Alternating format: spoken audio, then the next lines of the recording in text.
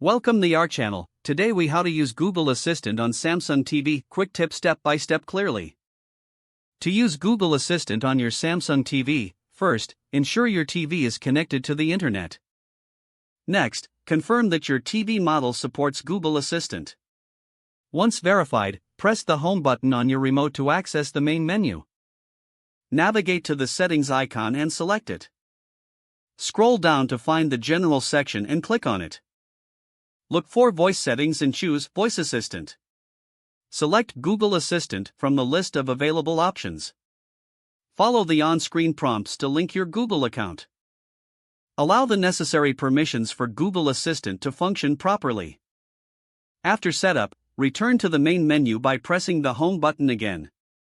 To activate Google Assistant, say Hi Google, followed by your query. Alternatively, press the microphone button on your remote. Ask any question or command, such as "What's the weather today?" or "Play my favorite show." You can control smart home devices, search for content, or adjust TV settings with your voice.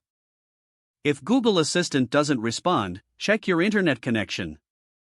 Ensure that the microphone on your remote is functioning properly. Enjoy your hands-free experience with Google Assistant on your Samsung TV.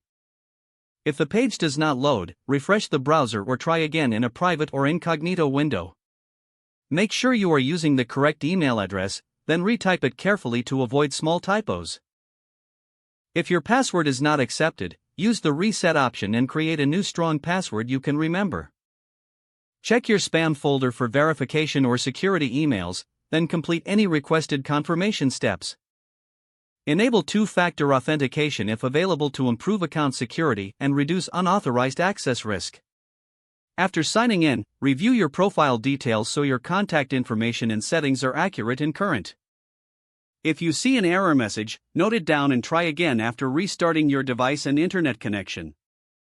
Log out when you finish, especially on shared devices, to keep your account and payment information secure.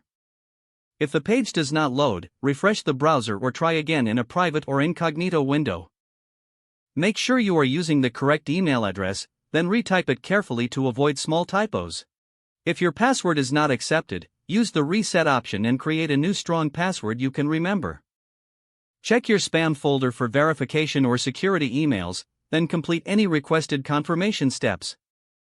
Enable two-factor authentication if available to improve account security and reduce unauthorized access risk. Don't forget to like this video and subscribe to our channel for more step-by-step tech guides.